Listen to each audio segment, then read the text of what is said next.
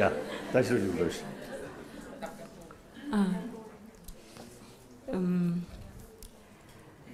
Thánh Phật Mẫu Bát Nhã Ba La Mật Đa Tâm Kinh kính lễ chư Phật Bồ Tát. Tôi nghe như vậy, một thời Đức Thế Tôn ở tại núi Linh Thước, nơi thành Vương Xá cùng với chúng đại tỳ kheo, chúng đại Bồ Tát đồng câu hỏi.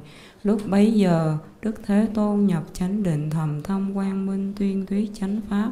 Cũng ngay khi ấy, Thánh Quán Từ Tại Bồ Tát Ma Ha Tát hành thầm thâm Bát Nhã Ba La Mật Đa, quán thấy năm uẩn tự tánh cũng đều là không. Nương nơi ôi thần Phật, Tôn giả Xá Lợi Phất thưa hỏi Thánh Quán Từ Tại Bồ Tát Ma Ha Tát rằng: nếu có thiện nam tử, thiện nữ nhân nào muốn hành thầm thâm Bát Nhã Ba La Mật Đa thì nên tu học như thế nào? Thánh Quán Từ Tại Bồ Tát Ma Ha Tát đáp lời Tôn giả Xá Lợi Phất rằng: Xá Lợi Phất, nếu có thiện nam tử hoặc thiện nữ nhân nào muốn hành thầm thâm Bát Nhã Ba La Mật Đa, nên quán sát chân chánh hành tướng tự tánh năm uẩn cũng đều là không. Sắc tức là không, không tức là sắc, sắc chẳng khác không, không chẳng khác sắc, tương tự thọ, tưởng, hành thức, vân vân đều là không. Xá Lợi Phất, tất cả pháp là không, không tướng, không sinh, không diệt, không nhất, không sạch, không thêm, không bớt.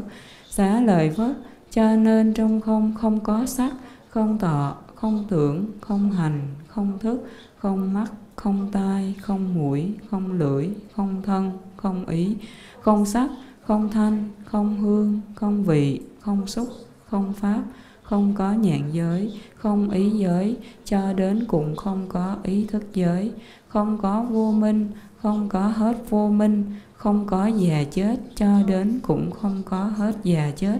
Tương tự, không khổ, tập, diệt, đạo, không trí, không đắc, cũng không có không sợ đắc.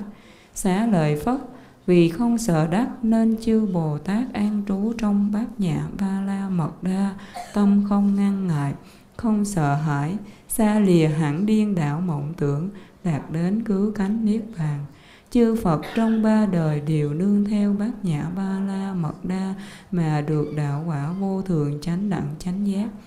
Do vậy nên biết Bát Nhã Ba La Mật Đa là đại thần chú, là thần chú cực sáng, thần chú tối thượng, thần chú bất đồng bậc mà đồng bậc, thần chú bạc trừ hết thảy khổ não, chân thật không hư dối.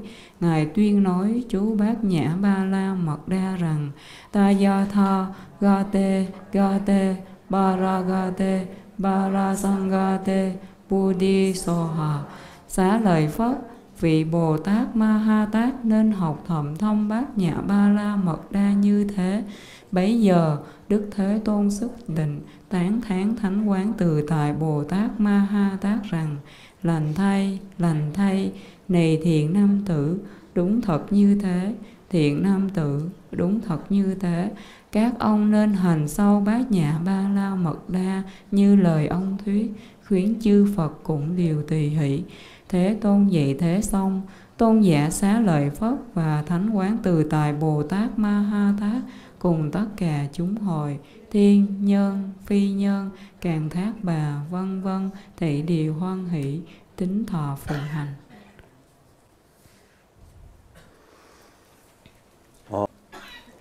베스디 차일에 시르기 파르도 침바 쓴 송구도가